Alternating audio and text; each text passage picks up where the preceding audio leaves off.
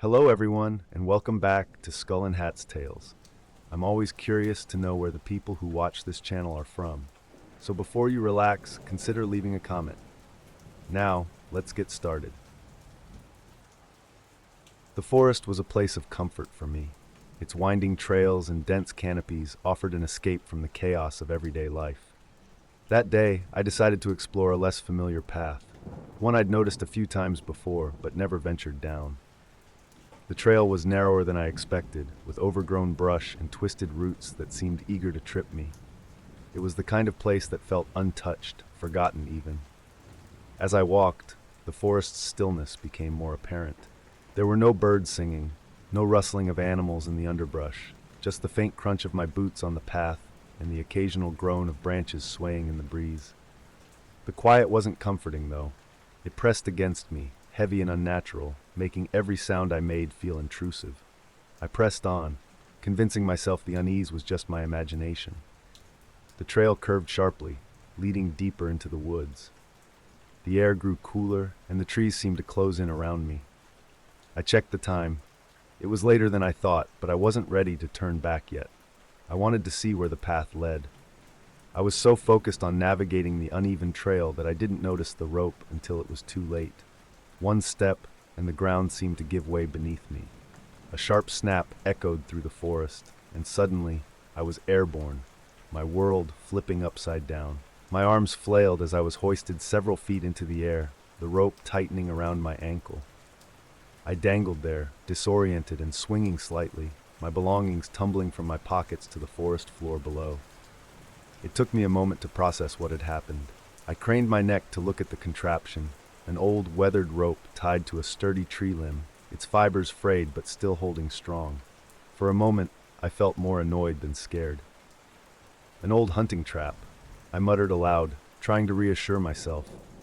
Hunters or survivalists must have set it years ago and forgotten about it. But as I twisted to look at the ground, something about the scene unsettled me. The trap wasn't random. It had been placed carefully, hidden among the brush in a way that suggested intent. I tried to steady myself, reaching for the small knife I kept in my pocket. That's when I heard it, the first sound. A soft rustling, like leaves brushing against each other. At first I thought it was just the wind, but then it came again, more deliberate. Something was moving. I froze, my ears straining to locate the source. The rustling was joined by another sound, a faint whisper. It wasn't clear enough to make out words, but it sent a chill down my spine. My heart pounded as I scanned the forest below. The dense underbrush made it impossible to see far, but I had the distinct feeling that I wasn't alone. The whispers grew louder, accompanied by the occasional snap of a twig. They weren't coming from one direction, but from many, as though the forest itself had come alive. My breath hitched, and I gripped the knife tightly, my palms slick with sweat. The once quiet forest now felt hostile, every shadow a threat. Panic set in as I fumbled with the knife, twisting awkwardly to reach the rope around my ankle. My hands shook as I began sawing at the thick fibers. The whispers grew more distinct, almost rhythmic, though they still didn't form words I could understand. A sharp crack echoed through the trees. Footsteps, heavy and deliberate, heading in my direction. My movements became frantic, the blade slipping against the rope. I glanced around wildly, trying to catch a glimpse of whatever was out there. For a moment, I thought I saw a shadow move between the trees, quick and fluid. My chest tightened, and my breathing grew ragged. The knife snagged on the rope, and I cursed under my breath, yanking it free. The footsteps were closer now, joined by more rustling and whispers that seemed to surround me. Every nerve in my body screamed at me to hurry, but the rope was thick, and my angle was awkward. I felt trapped, not just by the rope, but by the oppressive presence closing in on me.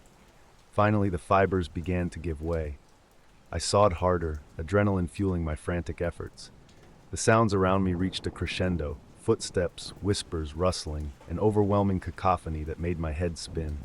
I bit down on my fear, focusing on the rope. Just a few more seconds, I told myself. Just a few more. The rope gave way suddenly, and I plummeted to the forest floor. The impact jarred my entire body, knocking the air from my lungs. For a moment, I lay there stunned, the forest spinning around me. My ankle throbbed where the rope had cut into my skin, but there was no time to check for injuries. The noises were still there, closer now, louder. The whispers seemed to circle me, sharp and insistent, their rhythm unnatural. Twigs snapped nearby, followed by a rustling so close it felt as though someone or something was right behind me. I scrambled to my feet, scooping up my scattered belongings with trembling hands. The knife was still in my grasp, its blade nicked and dulled from sawing through the rope. I held it tightly, a fragile shield against the unseen. The forest pressed in on me, the trees casting long, twisting shadows that seemed to shift with every movement. My breathing was shallow, my heart pounding as I spun in a circle, searching for the source of the sounds. But there was nothing. No figures, no glowing eyes, no discernible shapes, just noise, everywhere at once. My instincts took over, and I ran. The trail was barely visible beneath the underbrush, but I didn't care. My only goal was to get out, to put as much distance as possible between me and whatever was in the forest. Branches whipped at my arms and face, snagging my clothes and tearing at my skin.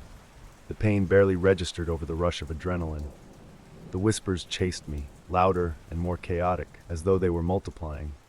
Footsteps joined them, heavy, uneven, and unnervingly close. The forest seemed to conspire against me, the trees looming larger, their twisted branches reaching out like claws. I risked a glance over my shoulder and immediately regretted it. In the dim light, I caught a fleeting glimpse of something moving through the trees. It was fast, too fast to make out clearly, but the sheer size of it made my stomach drop. My legs burned as I pushed myself harder, every nerve screaming at me to keep going. The trailhead had to be close. I repeated the thought like a mantra, clinging to it as my one shred of hope. The noises behind me didn't fade. If anything, they grew louder, more urgent, as though the forest itself was alive and hunting me. The trees began to thin, their oppressive density giving way to faint patches of moonlight. I could see the outline of the trailhead ahead, a break in the trees where the forest opened to safety. Relief surged through me, though I didn't dare slow down. The whispers and footsteps persisted, but they felt farther away now, as though whatever was pursuing me was reluctant to leave the forest's depths. My lungs burned with every breath, and my legs felt like lead, but I forced myself forward. Just as I reached the edge of the trail, I glanced back one last time. Through the thinning trees I saw it, a figure standing motionless, half obscured by the shadows. It was tall, unnaturally so, its outline distorted and wrong. I couldn't make out a face, but I knew it was watching me. The moment our gazes, or what I assumed was its gaze, locked, the whisper stopped abruptly. The silence was deafening, heavy with intent. I turned and sprinted the final stretch, breaking free of the forest and onto the open trail. I collapsed to the ground, gasping for air as the sounds of the forest faded behind me. My body ached from the fall, the running, and the sheer terror that had gripped me. For a moment I lay there, staring up at the stars, trying to convince myself I was safe. But the safety felt fragile. My mind raced, replaying the events over and over, trying to make sense of what had happened. The rope trap, the whispers, the figure in the trees. It all felt impossible, like something out of a nightmare. Yet the pain in my ankle and the scratches on my arms were real, tangible proof that I hadn't imagined it.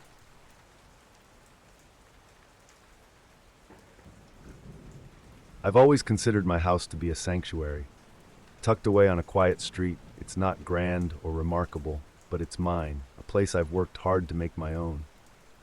Every picture frame and piece of furniture sits just so, a testament to years of meticulous care. But about a month ago, I began to notice little things out of place. The first incident was almost laughable. My keys, which I always left hanging on the hook by the door, were on the kitchen counter one morning. I assumed I'd been careless the night before, rushing through my routine. Then it was a coffee mug, inexplicably moved from the sink to the dining table. Again, I wrote it off as forgetfulness, though a faint unease crept in. It wasn't until I found a faint smudge of dirt on the hallway carpet, a single, almost imperceptible streak that didn't match the tread of my shoes, that I paused. I cleaned it up without a second thought, telling myself it must have been from my last grocery trip. Still that evening, locking up felt like an unusual chore. I double-checked every window and door, something I hadn't done in years. The feeling was subtle, almost ignorable, yet it lingered. Was it possible I was being careless, or was it something else entirely? As the days went on, the incidents began to pile up. A chair slightly shifted from its usual spot. A draft where there shouldn't have been one, even though the windows were shut tight. The most unsettling moment came one morning when I found a hallway closet door ajar. I hadn't opened it in weeks. I started to notice faint creaks in the floorboards as I walked through the house. The sounds didn't match my footsteps. They seemed to lag behind, as though the house itself was trying to catch up with me. At first, I dismissed them as old wood settling, but then they started happening at odd times, when I was sitting perfectly still or when I was upstairs, far from where the noise came from. The sense of unease grew. I began triple-checking locks, securing windows, even pushing furniture against the back door at night. The rational part of my brain kept trying to explain it all away. Maybe it was the wind, a draft, or my own tired mind playing tricks on me. But the feeling of being watched, that was harder to dismiss. Walking through my own home began to feel like navigating an unfamiliar space. Each creak, each misplaced item, chipped away at the comfort I once felt. Something was wrong, and no matter how I tried to rationalize it, I couldn't shake the feeling. One night, I came home from work and it felt different immediately. The air was heavier somehow and the house was eerily silent. I put my bag down, turned on the lights, and froze. The kitchen door, which I had locked that morning, was slightly ajar. Every hair on my body stood on end. I crept toward the door, scanning the room for anything else out of place. My heart raced as I spotted a single muddy footprint on the tile floor, heading toward the stairs. It wasn't mine. I backed away, grabbing the nearest object, a broom, for some semblance of protection. My mind raced through possibilities. Had someone broken in? Were they still here? I checked every lock in the house, barricaded the doors, and spent the night in my room, barely able to sleep. The next day, I installed a deadbolt and a chain lock on the front door, convinced it would be enough. But the unease lingered. No matter how secure the house looked, I felt exposed, as though someone could see through every wall. The final straw came on a quiet Saturday afternoon. I was cleaning the living room when I heard it, a distinct, deliberate creak coming from above. My heart dropped. The attic. I had barely gone up there since moving in. It was a storage space at best, filled with old boxes and forgotten belongings. I tried to ignore it, but the noise came again. This time it wasn't just a creak. It was a faint shuffling, as though something was being dragged across the floor. Gripping a flashlight and a sturdy wrench, I forced myself toward the pull-down ladder leading to the attic. Every step up felt like walking into a trap. The moment I pushed the hatch open, the smell hit me. Stale air mixed with something faintly sour. The beam of my flashlight danced across the dusty floorboards, illuminating boxes and discarded items I didn't recognize. Then I saw it, a makeshift bedding area, complete with an old sleeping bag and wrappers from snacks I hadn't bought. The noise came again, this time from behind a stack of boxes. I froze, every part of me screaming to run, but I stayed. Slowly, I stepped closer, flashlight trembling in my hand. And then, from behind the boxes, a figure began to emerge. The figure stood slowly, almost deliberately, and for a moment I couldn't comprehend what I was seeing. He was thin, disheveled, with unkempt hair and clothes that looked like they hadn't been washed in months. His face was pale, his eyes darting nervously between me and the narrow attic opening. My breath caught in my throat as he took a step toward me, his movement jerky and unpredictable. I didn't say a word. My mind was blank, save for one thought. I had to get out. I backed up instinctively, my hand gripping the wrench so tightly it hurt. He stopped, tilting his head as if trying to decide what to do next. I could see his chest rising and falling rapidly, his hands twitching by his sides. Then, without warning, he lunged forward. I stumbled back, the wrench slipping from my hand as he pushed past me with surprising force. My back hit the attic wall, and for a moment, I was too stunned to move. By the time I regained my senses, he was halfway down the attic ladder. I scrambled after him, my legs trembling as I descended. He didn't look back as he sprinted through the hallway, throwing the front door open with a crash. I reached the doorway just in time to see him disappearing down the street, his silhouette swallowed by the shadows of the evening. For a long moment, I stood there, staring into the darkness, the cool night air washing over me. The silence that followed was deafening, broken only by the sound of my own breathing.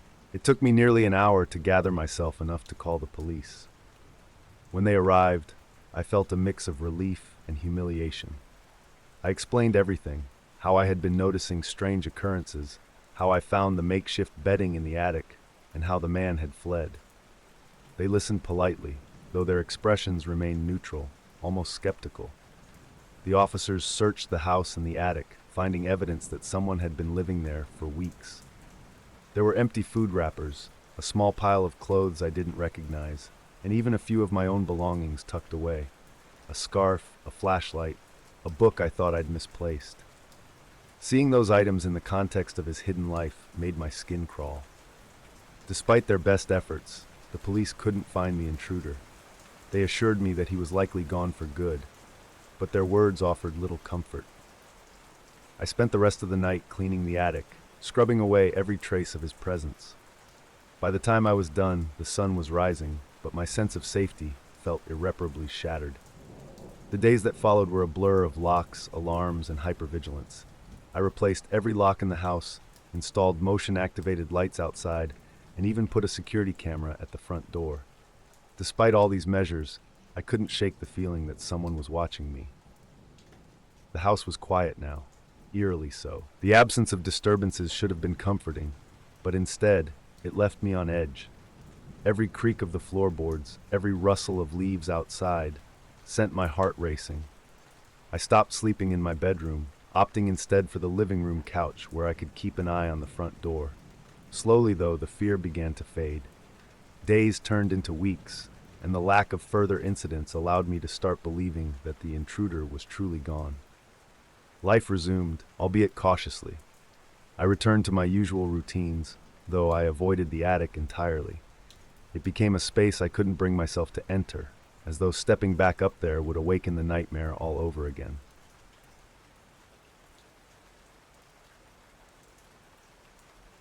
The road stretched endlessly through rolling hills and fields of golden wheat, the kind of idyllic scenery that could lull even the most restless traveler into a sense of peace.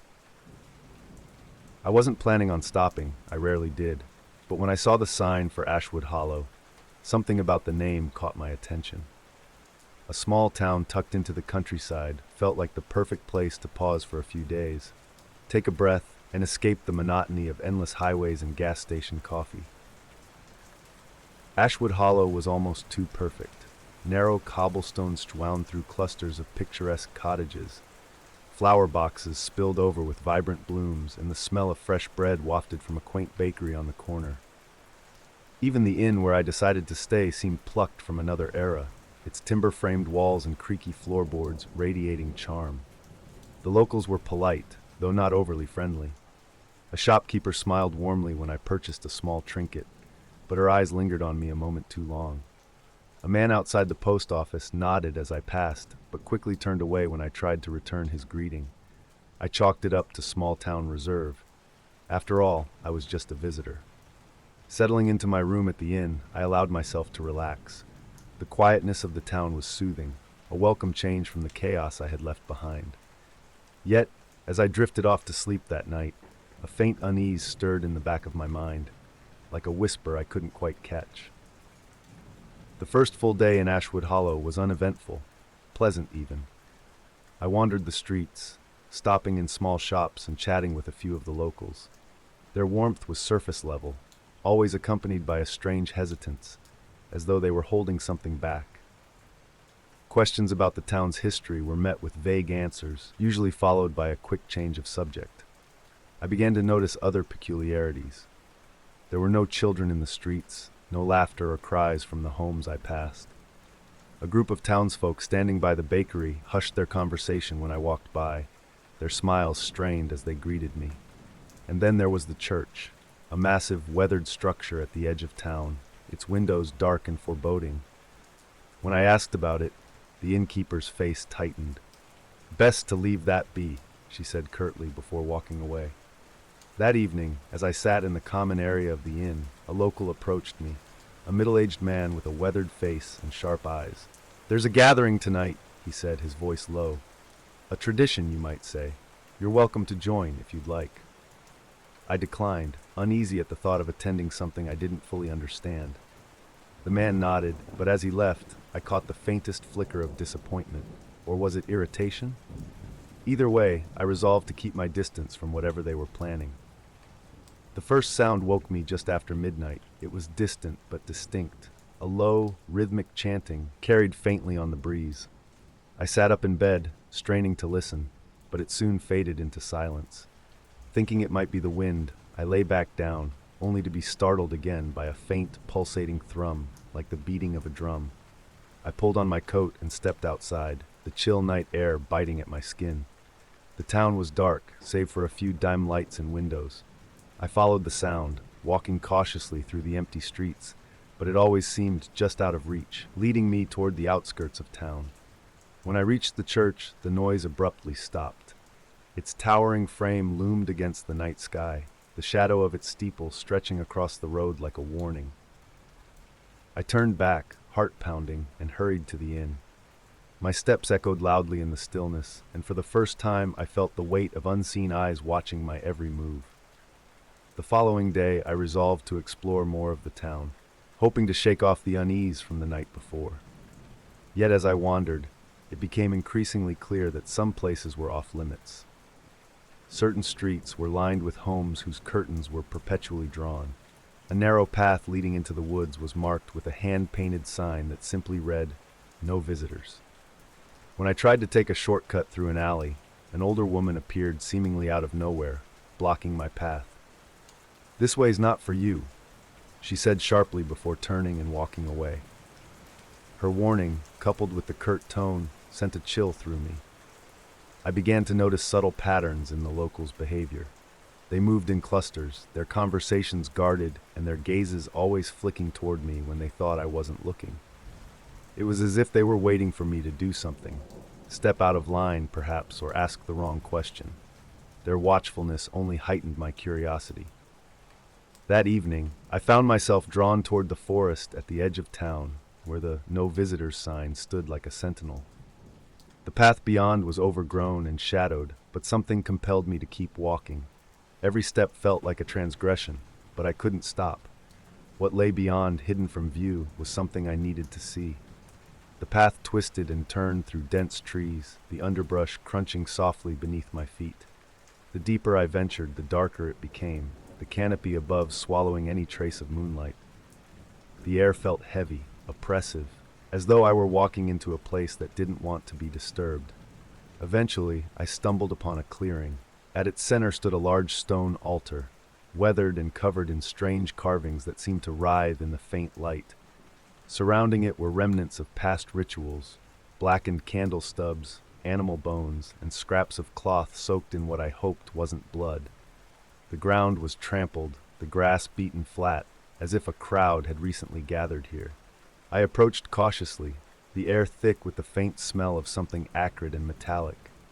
The carvings on the stone were unlike anything I'd ever seen, twisting, alien symbols that seemed to pulse with a life of their own. My stomach churned as I realized the altar wasn't just a relic of the past, it was still in use. Before I could process what I was seeing, the sound of movement froze me in place. Branches snapped, and low murmurs reached my ears. I crouched behind a tree, my heart pounding as figures emerged from the darkness, cloaked in robes that obscured their faces. They moved with purpose, forming a circle around the altar. A chant began, low, guttural, and rhythmic, growing louder with each repetition. I didn't wait to see what would happen next. Slowly, I backed away, careful to avoid making noise. But as I turned to leave, my foot snagged on a root, and I stumbled, the noise echoing like a gunshot in the stillness. The chanting stopped abruptly, and a dozen heads turned toward me. Panic surged through me as I bolted, branches clawing at my face and arms as I tore through the forest. Shouts erupted behind me, their urgency chilling. I didn't dare look back, focusing only on the path ahead, though the uneven ground threatened to trip me at every step. The forest seemed endless, the trees blurring together in the darkness. I could hear them closing in, their voices growing louder. At one point, I veered off the path, hoping the thicker brush would slow them down. My lungs burned, and my legs screamed in protest, but I pushed on, driven by pure adrenaline. Suddenly, I broke through the tree line and found myself back on the outskirts of town. I paused only for a moment to catch my breath, but the sound of approaching footsteps spurred me into action. I sprinted down the empty streets, ducking into shadows whenever I saw movement. The town felt different now, hostile and alien, its quaint charm stripped away to reveal something far darker. When I finally reached the inn, I didn't go inside. Instead, I grabbed my belongings from my car and headed straight for the road out of town. I couldn't risk staying another night. The thought of those cloaked figures finding me was enough to keep me moving, no matter how exhausted I was. Driving through the winding roads that led away from Ashwood Hollow, I kept glancing in my rearview mirror, half expecting to see headlights or shadowy figures pursuing me. The forest pressed close on either side, the darkness seeming almost alive. Every rustle of leaves or flicker of movement at the edge of my vision set my nerves on edge. At one point, my car sputtered and slowed, and my heart sank. I pulled over, frantically checking the engine and fuel gauge. Everything appeared fine, but the car refused to start. A cold sweat broke out on my skin as I glanced around, the silence of the night pressing in on me. For a moment, I thought I heard faint footsteps approaching from the darkness. Desperation gave me strength, and I tried the ignition one last time. The engine roared to life, and I sped off without looking back. The relief was short-lived, however, as I passed the last sign marking the town's boundary. Scribbled beneath the name Ashwood Hollow in faded paint were the words, "You'll come back." I gritted my teeth and kept driving, refusing to let the ominous message take root in my mind. I didn't stop until I was miles away, the lights of the next town finally appearing on the horizon.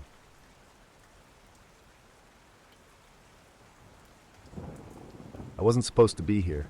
The warning signs at the trailhead were clear: restricted access, dangerous terrain, do not enter. But curiosity has always been my downfall, and the allure of the cave was impossible to resist. Locals had spoken about it in hushed tones, weaving tales of eerie echoes and unexplainable disappearances. I didn't believe in legends, but the thrill of exploring an untouched place drew me in. The entrance to the cave was wide and yawning, its dark mouth framed by jagged rocks. Cold air seeped from within, a stark contrast to the warmth of the sunlit trail behind me. I hesitated for a moment, my flashlight in hand, before stepping inside. The crunch of gravel underfoot echoed faintly, swallowed by the vast emptiness ahead. The first stretch of the cave was almost welcoming. My flashlight illuminated smooth walls adorned with delicate mineral formations. Stalactites hung like ancient chandeliers, their tips glinting in the pale beam of light. I moved carefully, taking in the stillness of the space.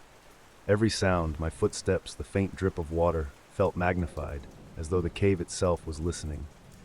Deeper in, the passages began to narrow, the walls pressing closer together. The air felt heavier, cooler, carrying a faint metallic tang. The thrill of discovery dulled slightly as I ventured further, the daylight at the entrance long gone.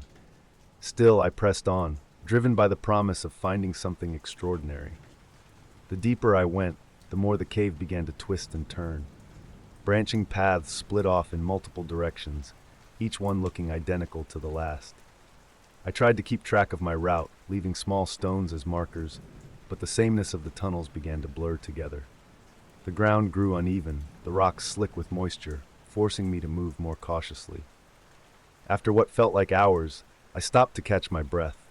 The silence was absolute, pressing against my ears like a physical weight. I turned to head back the way I'd come, only to find that the markers I'd left were gone. My pulse quickened as I scanned the floor, certain I was retracing my steps. Had I taken a wrong turn, or had something or someone moved them?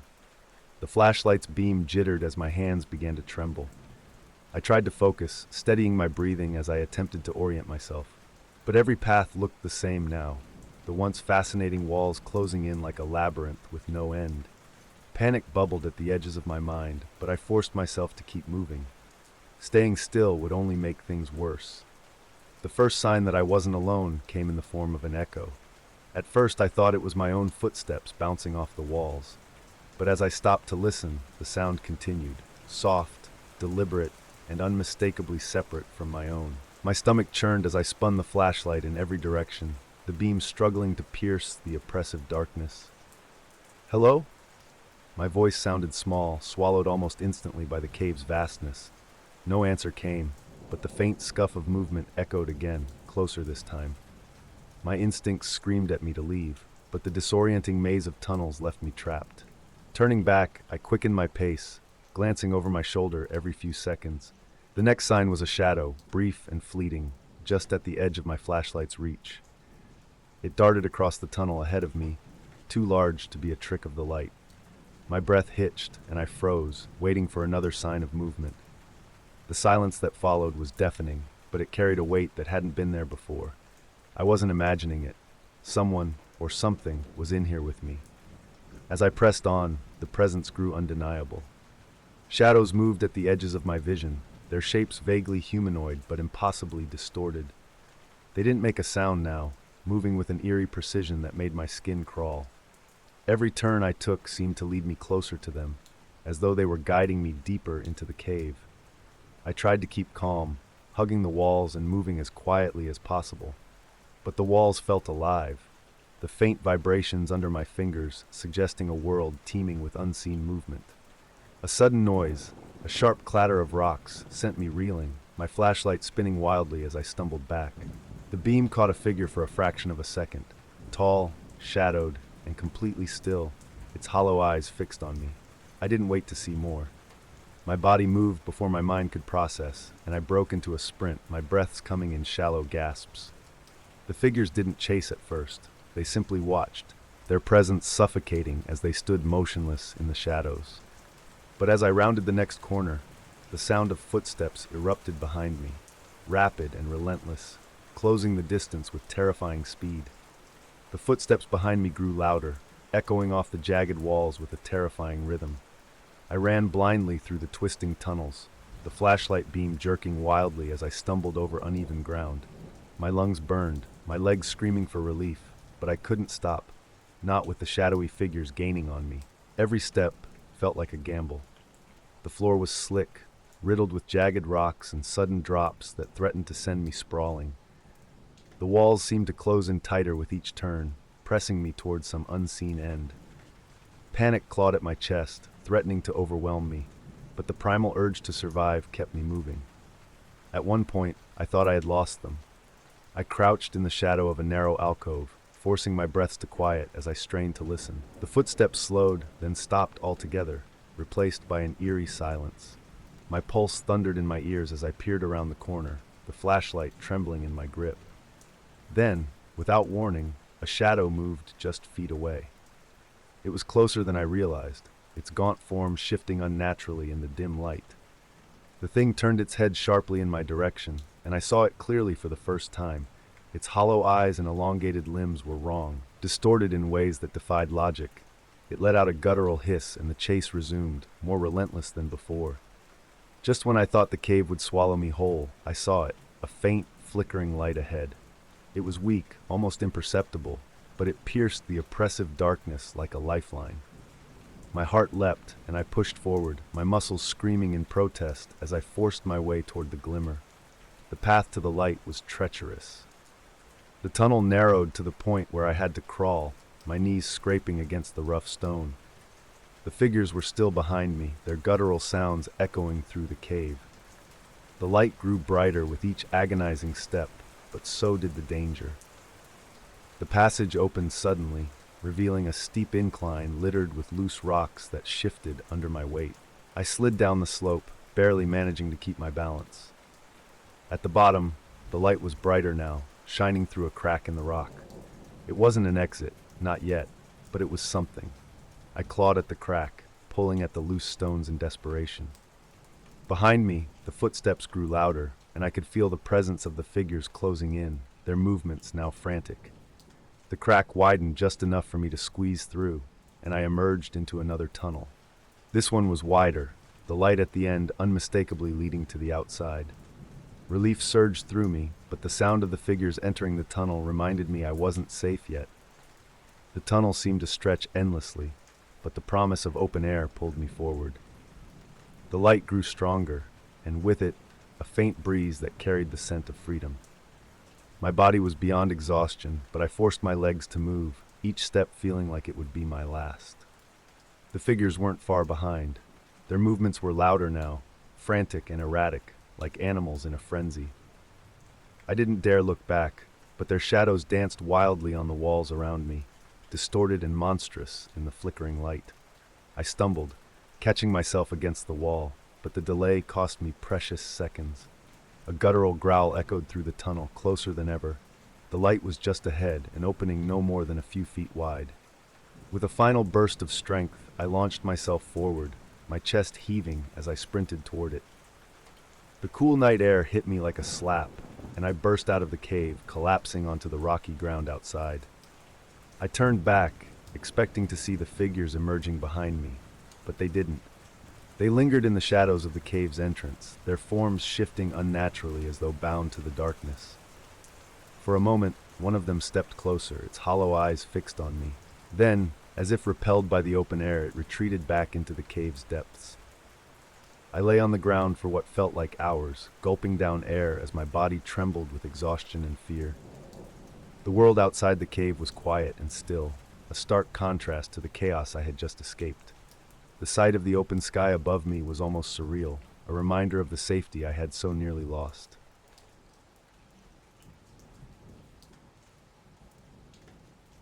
Moving to Evergreen Terrace felt like the fresh start I desperately needed. After years of city noise, cramped apartments, and indifferent neighbors, the quiet streets and well-kept lawns of the neighborhood were a dream come true. From the moment I stepped out of the moving truck, it felt like stepping into a different world, one where people waved as they walked their dogs, kids played in the cul-de-sac, and the hum of daily life was soft and reassuring. The neighbors introduced themselves almost immediately. Mrs. Harper, a cheerful older woman from next door, brought over a plate of cookies within hours of my arrival. She chatted warmly about the neighborhood, highlighting block parties, book clubs, and how everyone looked out for one another. "You'll love it here," she said, her smile wide and inviting. The others were just as welcoming. Mr. Daniels, a retired schoolteacher, offered to help carry boxes inside. A couple across the street, the Thompsons, invited me over for dinner later in the week. It all felt so perfect, almost too good to be true. But after the chaos of my previous living situation, I wasn't about to question my luck. For the first time in years, I felt like I had found a place where I could truly belong. The first week passed uneventfully. I spent most of my time unpacking and settling in, enjoying the novelty of having space and peace. Every evening, I went for a walk around the neighborhood, soaking in the calm and admiring the pristine houses. At first, it was idyllic, but after a few nights, I started to notice things, small, seemingly insignificant details that began to chip away at the neighborhood's perfect veneer. One night, I saw a group of neighbors huddled near a driveway, their voices low and hurried. When I passed, they fell silent, their gazes lingering on me just a second too long. Another time, I noticed a shed at the end of one yard with a padlock on the door. It was nothing unusual, yet something about it struck me as odd. The shed's door seemed almost too clean, the surrounding area devoid of the clutter you'd expect from gardening tools or kids' toys. The most unsettling moment came when I saw Mrs. Harper, sweet cookie-baking Mrs. Harper, standing by her back fence late at night. She was speaking to a man I didn't recognize, handing him something small and unidentifiable.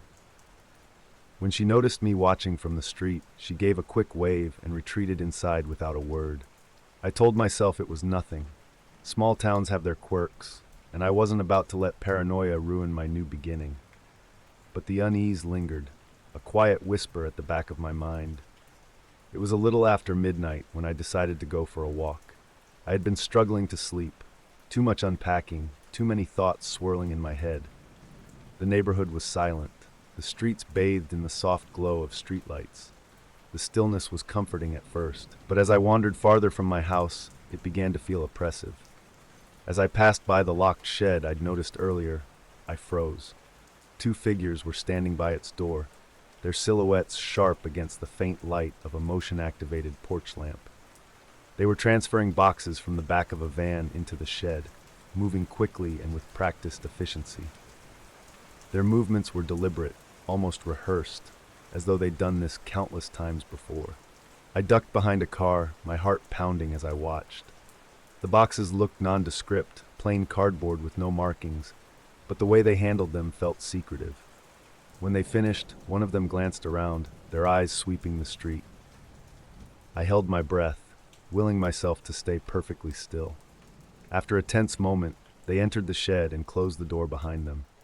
I waited until the street was empty before hurrying back home, every shadow feeling like a threat. Sleep didn't come easily that night. Curiosity gnawed at me the next day, overshadowing my unease. The memory of the late-night activity replayed in my mind on a loop, each detail more suspicious than the last. By evening, I had convinced myself to investigate. It was reckless, but the need to know outweighed the fear. I waited until the neighborhood was quiet, slipping out under the cover of darkness. The shed loomed ahead, its padlocked door a silent challenge.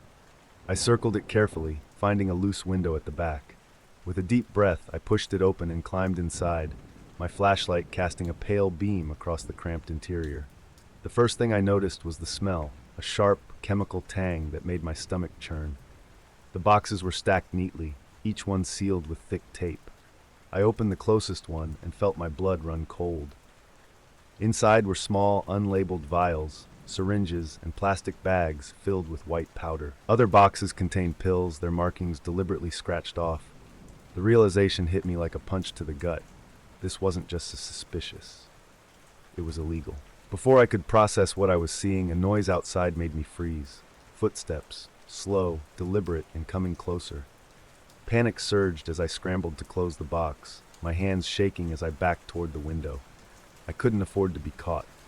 Not here. Not now. As I pushed myself out of the shed's window, my foot snagged on the edge, causing a sharp noise that echoed into the silent night. I landed awkwardly, my heart pounding as I scanned the area for any sign of movement. At first, there was nothing, just the oppressive quiet and the faint hum of distant streetlights. I thought I was in the clear, but then a voice sliced through the darkness. "What are you doing out here?" I spun around to see Mr. Daniels standing a few yards away.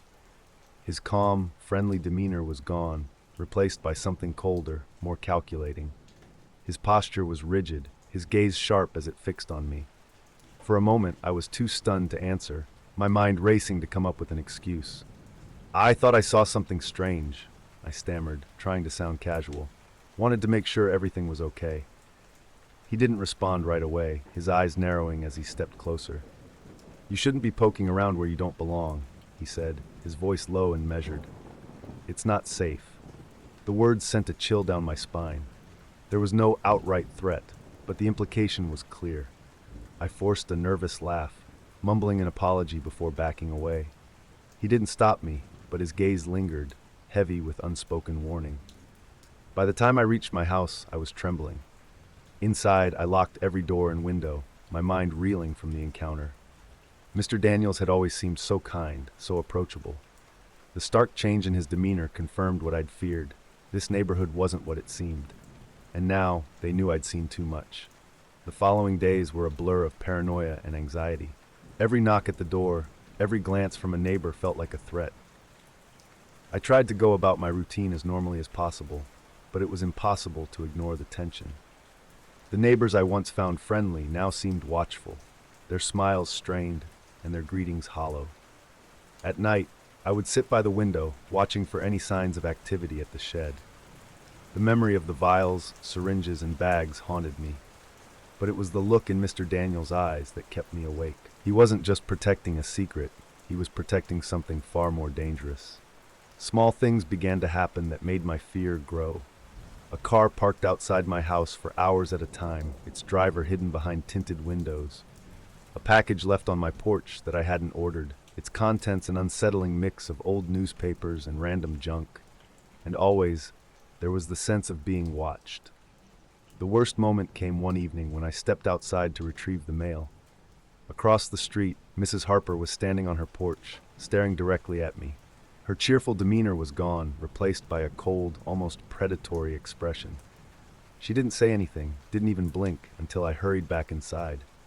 I couldn't stay here any longer. I had to leave, before it was too late. Moving out wasn't simple. I couldn't just pack up and leave overnight without drawing suspicion. Every decision, every action had to be calculated. I started by renting a storage unit in another town, gradually moving my belongings in small batches. I made excuses for my trips, visiting friends, running errands, but I could feel the neighbors' eyes on me, tracking my every move. Packing became a covert operation. I worked late at night, keeping the lights off and the curtains drawn to avoid attention. Each box I sealed felt like a tiny victory, but the looming threat of being caught never faded. My heart raced every time I carried something to my car, half expecting someone to confront me. The paranoia intensified as the days passed. Conversations with the neighbors grew shorter, more clipped. Their questions about my plans felt intrusive, almost accusatory. "Thinking of going somewhere?" Mr. Daniels asked casually one afternoon, his tone betraying an undertone of menace. I lied, telling him I was simply cleaning out old junk, but the knowing smirk he gave me made my stomach churn. Finally, the day came. My car was packed with the last of my belongings, and I had rented a motel room 2 towns over to stay in while I figured out my next steps. I waited until early morning, just before dawn, to avoid drawing attention. As I backed out of the driveway, the street was eerily quiet, the houses dark and still.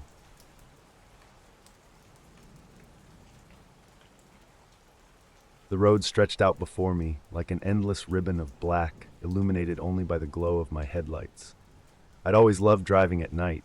Something about the solitude, the quiet hum of the engine, and the world slipping past in the dark felt soothing. The highway was nearly deserted, with only the occasional car passing in the opposite direction.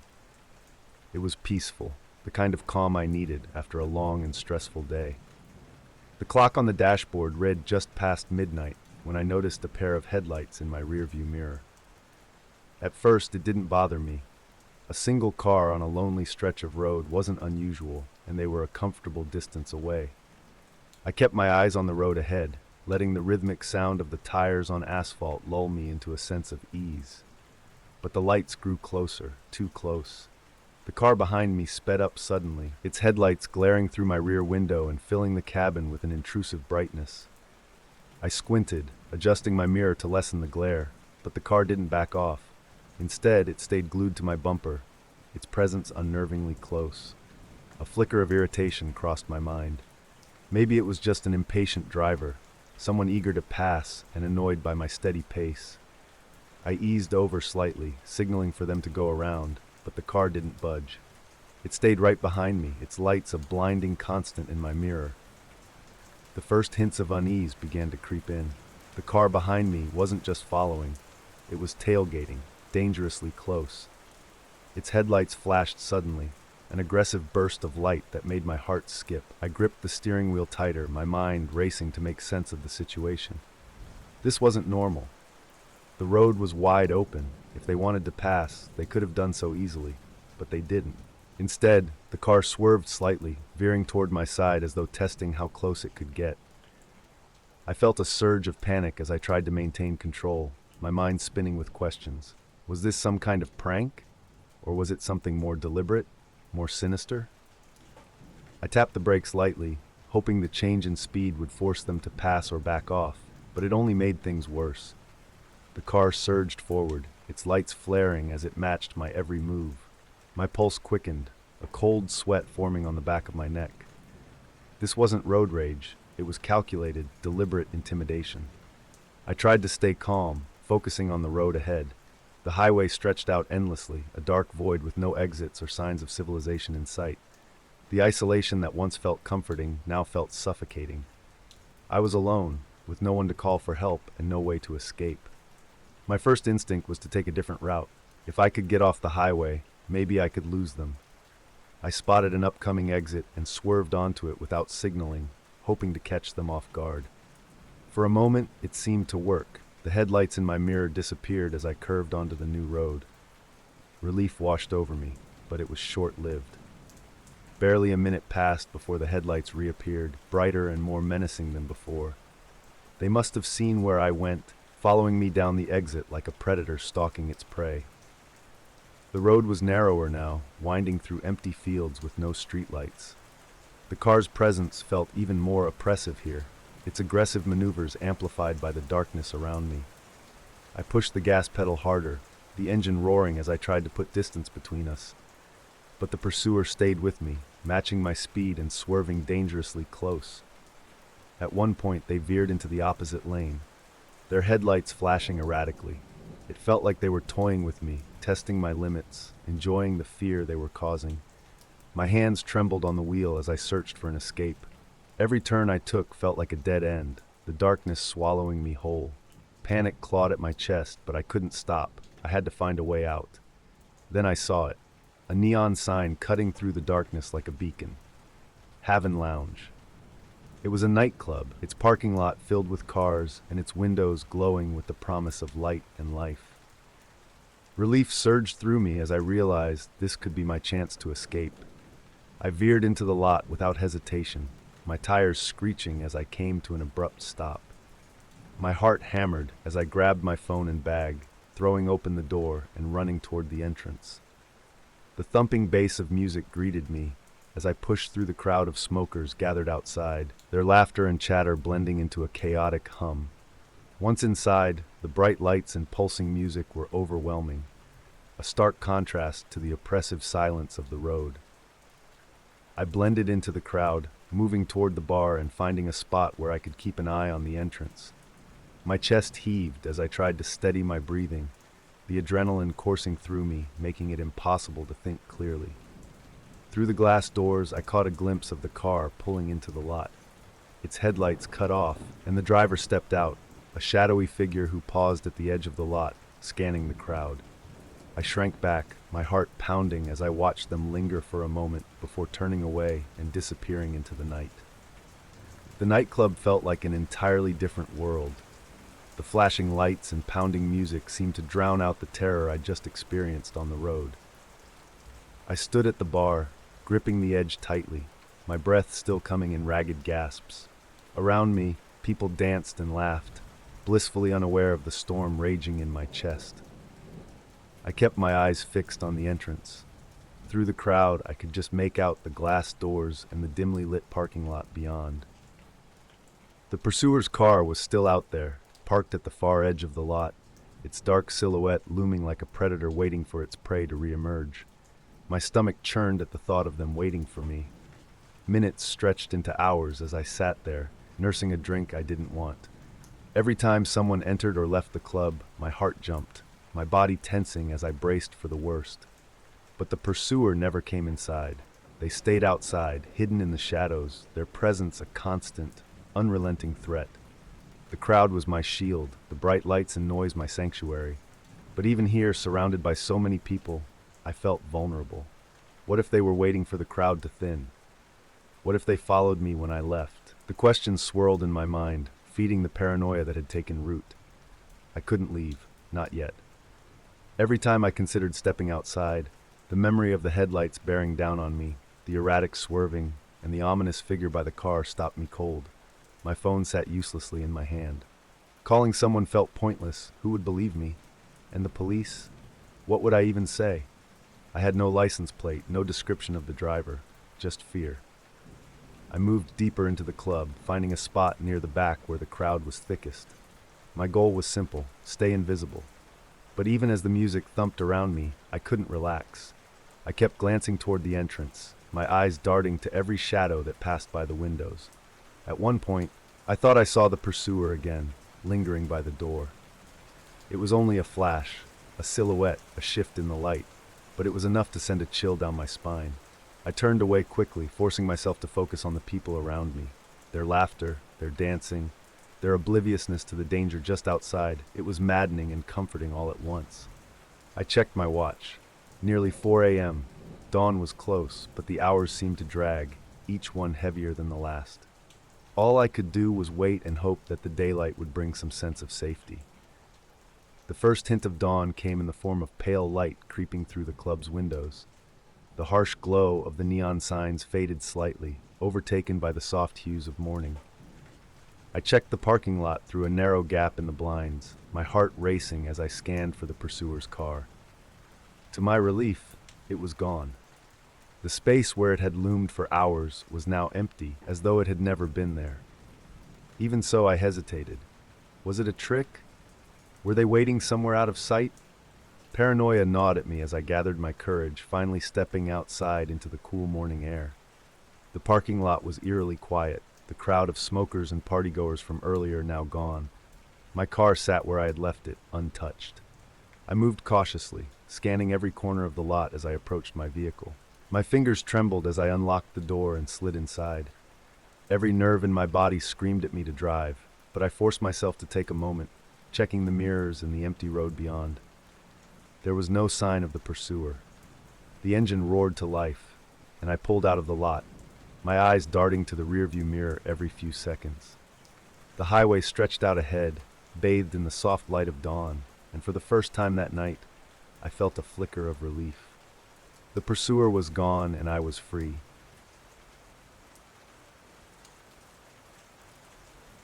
It seemed like a practical solution at the time. A group of us, strangers really, had connected through a travel app to carpool to a popular destination several hours away. Splitting gas costs and sharing the long drive felt like a win-win. The meeting point was a coffee shop downtown where I first met the others. There was Jake, the driver, a confident and chatty guy who seemed to know everyone in the room within minutes. Melissa was quiet, her nose buried in her phone, but she managed polite smiles. Then there was Clara, bubbly, energetic, and a little too inquisitive, but she kept the conversation flowing as we loaded our bags into Jake's SUV. They all seemed normal enough, if a bit mismatched. I'd read their profiles on the app and seen the glowing reviews. There was no reason to worry. The first leg of the trip was pleasant, with the usual small talk about where we were headed and why.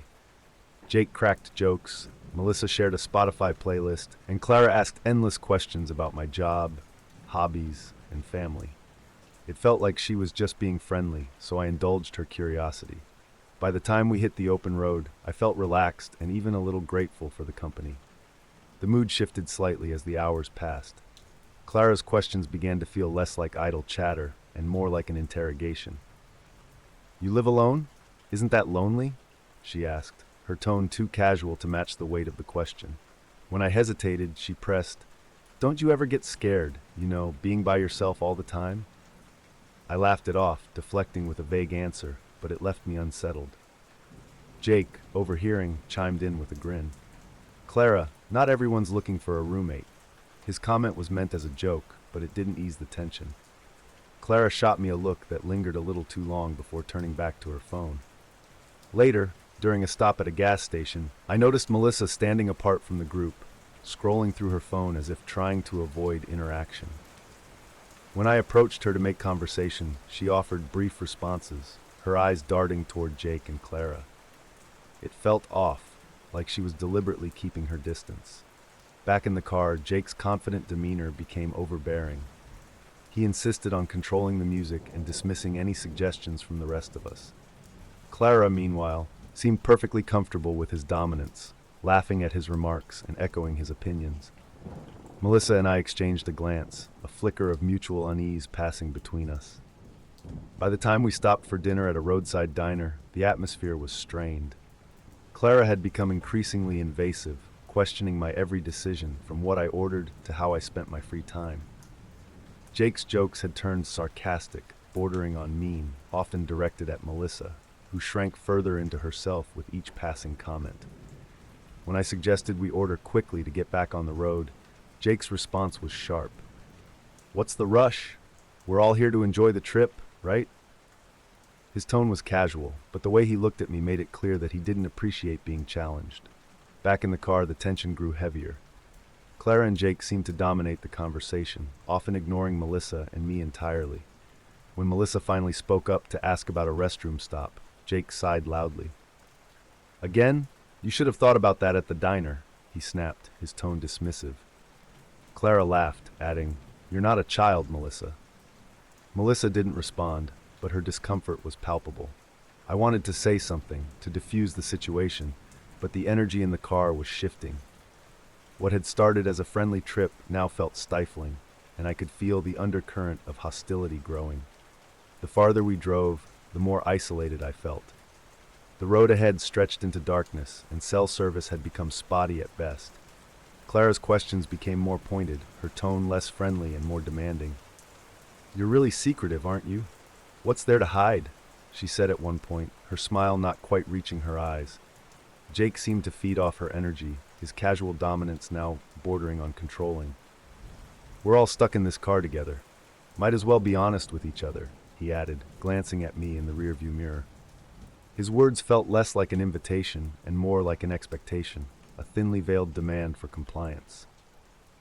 Melissa, silent and withdrawn, was no help. She seemed as trapped as I felt, her gaze fixed on the window as if willing herself to disappear. The car, once a space of camaraderie, now felt claustrophobic, the walls closing in with every mile. When we finally stopped at a rest area, I considered making an excuse to leave. But where would I go? The area was deserted, and the next town was miles away. I felt a sharp pang of fear as I realized just how vulnerable I was. Jake and Clara had all the power here, and Melissa wasn't in a position to help. I would have to be careful, strategic, if I wanted to get out of this safely. The rest area was desolate, lit only by a few flickering lights that barely pushed back the encroaching darkness.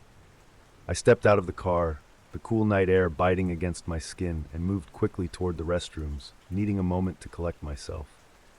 My heart was pounding, and my mind raced with possibilities. Something about this situation had shifted, and I couldn't shake the feeling that I was in danger. As I returned to the car, I noticed Clara and Jake standing off to the side, their voices low and hurried. Melissa sat in the car, staring straight ahead, her face pale and expressionless. The sight unsettled me. I tried to brush past them to the car, but Clara stopped me with a hand on my arm.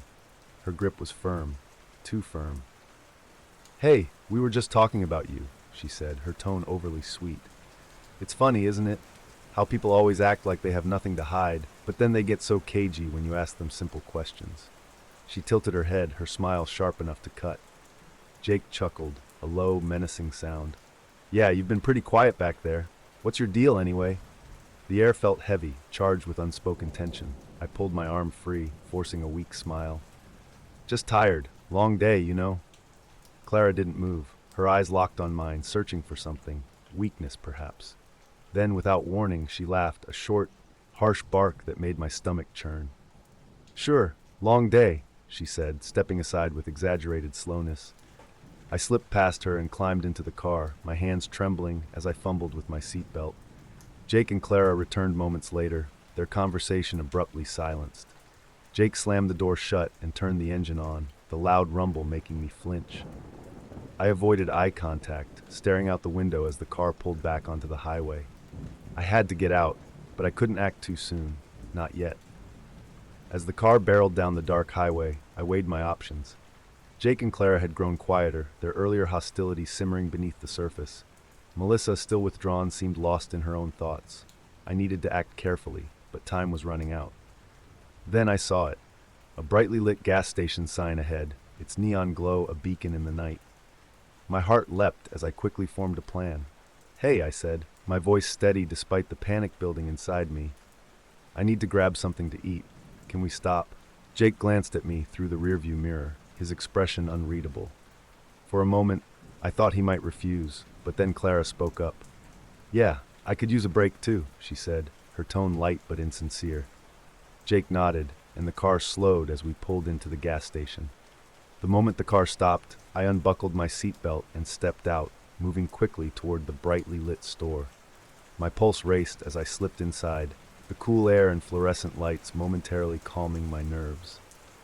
I grabbed a random snack from the shelf, pretending to browse as I assessed the situation. Jake and Clara had stayed in the car, but I knew they wouldn't wait long. I approached the cashier, a young guy who looked half asleep but friendly enough. "Can you call the police?" I whispered, my voice barely audible. He blinked at me, confused, but then nodded when he saw the panic in my eyes. I paid for the snack, my hands shaking, and slipped out the side door as quietly as I could. Keeping to the shadows, I circled around the building, staying out of view of the car. My heart pounded as I crouched behind a row of parked trucks, waiting. Minutes passed, feeling like hours, until I heard the distant sound of a siren. Relief washed over me as I saw the flashing lights approaching, but I didn't dare move until the car was gone. The police car arrived just as Jake and Clara began honking, their impatience boiling over. They pulled out of the lot, speeding off before the officer could approach. I stayed hidden, watching the scene unfold from my spot behind the trucks. The officer parked and stepped out, scanning the area with a flashlight. When it was safe, I emerged from my hiding place, my legs trembling as I approached the officer. I explained the situation as best I could, though it was difficult to articulate the full weight of my fear. The officer listened intently, his expression grave as he nodded. "You did the right thing," he said finally. "Do you need a ride somewhere?" I hesitated. The thought of getting back into another vehicle made my stomach churn, but I had no other choice. I accepted his offer, climbing into the back of the patrol car, as he assured me he would take me to the nearest safe place. As we drove, I glanced out the window, half expecting to see Jake and Clara's car lurking in the shadows.